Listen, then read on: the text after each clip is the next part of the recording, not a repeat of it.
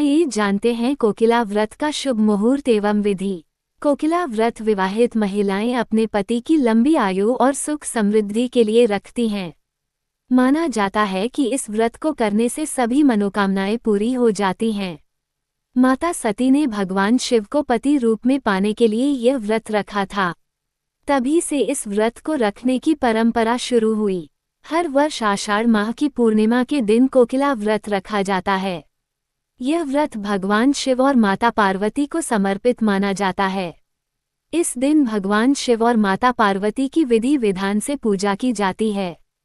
कहा जाता है कि इस व्रत के प्रभाव से अखंड सौभाग्य की प्राप्ति होती है। वहीं कुंवारी कन्याओं को मनचाहे वर की प्राप्ति होती है। सुख समृद्धि के लिए कोकिला व्रत रखना चाहिए। आइए जानते हैं कि इस साल कोकिला व्रत कब रखा जाएगा, साथ ही इसकी पूजा विधि और महत्व क्या है। वैदिक पंचांग के अनुसार आषाढ़ मास की पूर्णिमा तिथि 20 जुलाई को सुबह 5:59 बजे शुरू होगी। भगवान शिव की पूजा प्रदोष काल में की जाती है। इस तरह कोकिला व्रत 20 जुलाई को मनाया जाएगा। 20 जुलाई को कोकिला व्रत रख सकते हैं। कोकिला व्रत का संकल्प 20 जुलाई को सुबह 5:36 बजे से 6:21 बजे के बीच लिया जा सकता है। इसके अलावा 21 जुलाई को सुबह 8:11 बजे के बाद भी शिव पूजा की जा सकती है।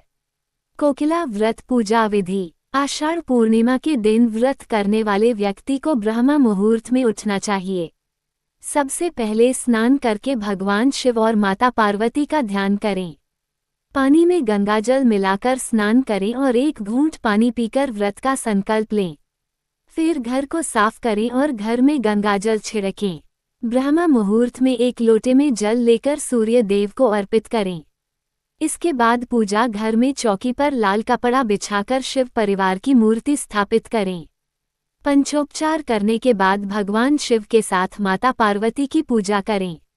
इसके बाद बेलपत्र, भांग, धतूरा, सफेद फल, फूल आदि चढ़ाएं।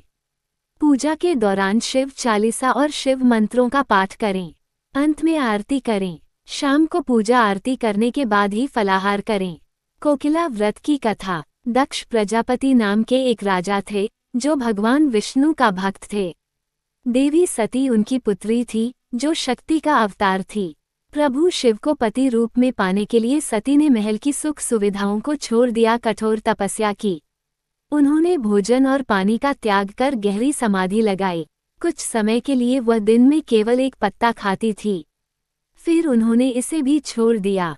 उसकी माँ जंगल में उसके पास गई और उसे खाने के लिए मनाने की कोशिश की, लेकिन उसने एक निवाला छूने से इनकार कर दिया। इस संयम ने उन्हें उमा नाम दिया। उसने भी अपने कपड़ों से दूर रहने का फैसला किया। उसने इस स्थिति में कठोर ठंड और भीषण बारिश का सामना किया, केवल अपने भगवान का ध्यान करना जारी रखा। इससे उनका नाम अपर्णा पड़ा। उसकी तपस्या आखिरकार फलीभूत हुई। अपनी भक्ति की सीमा को महसूस करते हुए शिव ने उनके सामने प्रकट होने का फैसला किया। उसकी इच्छा को स्वीकार करते हुए वह उसे अपनी पत्नी के रूप में स्वीकार करने के लिए तैयार हो गए। हालांकि सती के अभिमानी पिता दक्ष इस बात से प्रसन्न नहीं थे। वह एक विष्णु का भक्त थे और चाहते थे कि देवी सती भगवान विष्णु को पति रूप में स्वीकार करे। लेकिन सती शिव से विवाह करने के अपने निर्णय पर अडिग थी। वह भगवान शिव को पाकर पत्नी उनके साथ कैलाश चली गई। दक्ष को ये बात बर्दाश्त नहीं हुई और उन्होंने अपनी बेटी को परिवार के बाकी लोगों से बहिष्कृत करने का फैसला किया। शादी के तुरंत बाद दक्ष ने अपने महल में एक भव्य यज्ञ का आयोजन किया, जहां उन्होंने सभी राजाओं, राजकुमारों, देवी देवताओं को भाग लेने के लिए आमंत्रित किया। हालांकि उन्होंने सती या शिव को आमंत्रित नहीं करने का फैसला किया। वह अभी भी अपनी बेटी की शादी से नाखुश थे, इसलिए उन्होंने शिव सती के अपमान की योजना बनाई। यज्ञ के बारे में जानने पर सती ने शिव से अपने साथ जाने की अनुमति मांगी, परंतु भगवान शिव ने सती को माना करते हुए समझने की कोशिश की।